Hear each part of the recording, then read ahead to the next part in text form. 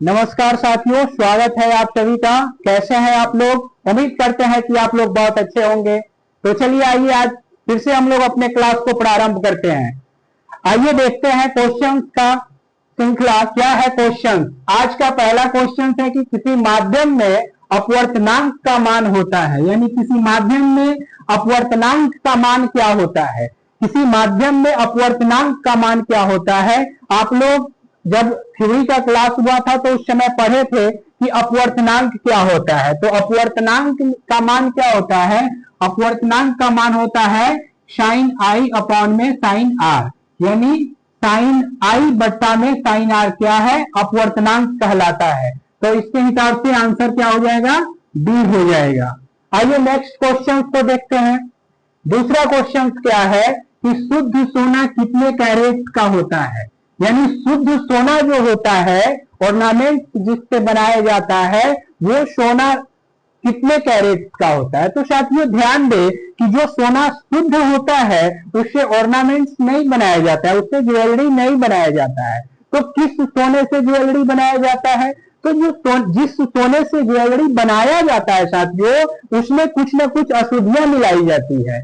इसलिए शुद्ध सोना का कैरेट अलग हो जाता है और आभूषण बनाने वाले सोने का कैरेट अलग हो जाता है। तो यहां हम लोगों से क्वेश्चन क्या पूछा जा रहा है कि शुद्ध सोने कितने कैरेट्स के होते हैं, यानी शुद्ध सोना जो होता है वो 24 कैरेट का होता है। कितने कैरेट का होता है? 24 कैरेट का होता है। और आपको बता दें कि जो सोना 24 कैरेट का होता है उससे आभूषण नहीं बनाया जाता है। इसलिए नहीं बनाया जाता है कि 24 कैरेट के जो सोने होते हैं वो काफी नर्म होते हैं, उसमें डक्टिलिटी का गुण ज्यादा पाया जाता है। और हमें ज्वेलरी बनाने के लिए किस तरह का सोना चाहिए? जिसमें कठोरता का मान हो, यानी जो कठोर हो जाए। इसलिए उसको कठोर बनाने के लिए, सॉलिड्स बनाने के लिए उसमें क्या किया जाता है कि कुछ अशुद्धियां मिला दी जाती है, जो कि 22 कैरेट का सोना होता है, उससे हम लोग आभूषण बनाते हैं। और शुद्ध सोना पूछे तो ये 24 कैरेट का है, जिसका वैल्यू 24 कैरेट होता है। इससे आभूषण ज्वेलरी नहीं बनाया जाता है। आइए साथियों अगला क्वेश्चन देखते हैं कि मेंडल ने अपने प्रयोग के लिए किस पौधों का चयन किया था। मेंडल महोदय ने अपने प्रयोग के लिए किस पौधों का चयन किया था। तो आपसे बता दें कि मेंडल ने अपनी सारी एक्सपेरिमेंट साधारण मटर के पौधों पे किया था। किस पे किया था? साधारण मटर के पौधों पे किया था। मेंडल ने अपनी सारी एक्सपेरिमेंट साधारण मटर के पौधों पे किया था। तो देखिए ऑप्शन में क्या क्या है। आम, तो इसमें नहीं किया था। मटर, यानी मटर पे ही किया था। साधारण मटर कहिए या सीधा मटर कहिए, मेंडल ने अपनी सारी प्रयोग साधारण मटर पे किया था। साधारण मटर, मटन नहीं बोल रहा हूं, मटर बोल रहा हूं, ठीक है। तो आइए हम लोग नेक्स्ट क्वेश्चन देखते हैं कि निम्नलिखित में किससे बचने के लिए आयोडीन युक्त नमक का प्रयोग किया जाता है। आयोडीन युक्त नमक का प्रयोग साथियों आप लोग पढ़े थे कि आयोडीन के कमी से कौन सी बीमारी होती है। तो बता दे कि आयोडीन के कमी से घेगा नामक रोग होता है। जैसे बॉडी में आयोडीन की कमी होगी वैसे वैसे घेगा नामक रोग का क्या होगा? बढ़ोतरी हो जाएगा। इसलिए कहा गया है कि आयोडीन युक्त नमक का उपयोग किया जाता है किससे बचने के लिए? तो घेगा रोग से बचने के लिए आयोडीन युक्त नमक का प्रयोग किया जाता है। अगला क्वेश्चन है कि निर्गत किरण अभिलंब के बीच बने कोण को क्या कहते हैं। निर्गत किरण और अभिलंब के बीच बने कोण को क्या कहते हैं। तो साथियों बता दे कि निर्गत किरण और अभिलंब के बीच बने कोण को निर्गत कोण कहते हैं। क्या कहते हैं? निर्गत कोण कहते हैं। निर्गत किरण एवं अभिलंब के बीच बने कोण को निर्गत कोण कहते हैं। कौन सा क्वेश्चन कहते हैं? कौन सा कोण कहते हैं? निर्गत कोण कहते हैं। ये जितनी भी सारी क्वेश्चन हम लोग पढ़ रहे हैं और अपने सेट के तौर पे लगा रहे हैं, ये सभी क्वेश्चन किसी न किसी वर्ष में बिहार बोर्ड के द्वारा पूछा गया है। इसमें से एक भी ऐसा क्वेश्चन नहीं है जो किसी न किसी वर्ष में पूछा ना गया हो, इसलिए इसको इग्नोर आप लोग नहीं करेंगे। आइए देखते हैं अगला क्वेश्चन।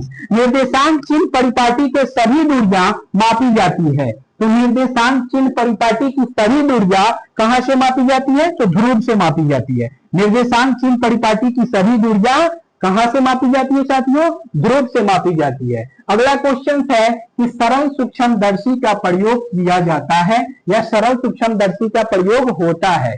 तो सरल सूक्ष्मदर्शी का प्रयोग किया जाता है, यानी सरल सूक्ष्मदर्शी बनाने में किस लेंस का प्रयोग किया जाता है, यहाँ पे कंसेप्ट ये होना चाहिए। तो साथियों बता दें कि उत्तल लेंस का प्रयोग सरल सूक्ष्मदर्शी के लिए किया जाता है। अगला क्वेश्चन है हम लोगों का कि पादप में जाइलम किसके लिए उत्तरदायी होता है, यानी कहने का ये सेंस हुआ कि पादप में यानी पौधे में जो जाइलम होता है उस जाइलम का क्या काम होता है।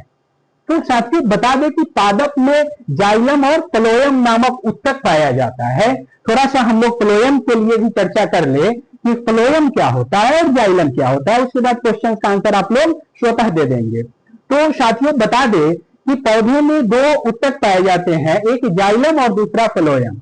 जाइलम का काम होता है कि जड़ से यानी मिट्टी से जल को लेकर के प्लांट के यानी पौधे के सभी भागों तक पहुंचाना, और फ्लोएम का काम होता है प्लांट्स के पत्ते से भोजन को लेकर के प्लांट के सभी भागों में पहुंचाना। तो आइए यहां पे क्या आंसर होगा, क्या पूछ रहा है? जाइलम। जाइलम पूछ रहा है तो जल का वहन, यानी जाइलम क्या होता है? जल का वहन करता है। आखिरी क्वेश्चन है साथियों कि निम्नलिखित में पीएच मान वाला विलयन सबसे अधिक क्षारीय होगा, यानी किस पीएच मान वाला वैल्यू सबसे अधिक क्षारीय होगा इस ऑप्शन के अनुसार। तो हम लोगों ने पढ़ा था कि 7 से कम वाले पीएच वैल्यू को अम्लीय कहते हैं, 7 को उदासीन कहते हैं, और 7 से जो अधिक होता है उसको क्या कहते हैं?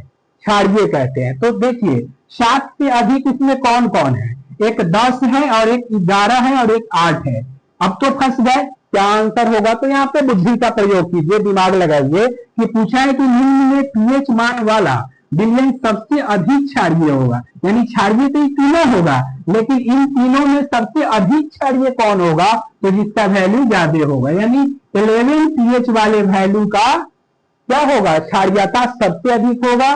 तो साथियों उम्मीद करते हैं कि ये सेशन आप लोगों को बहुत अच्छा लगा होगा।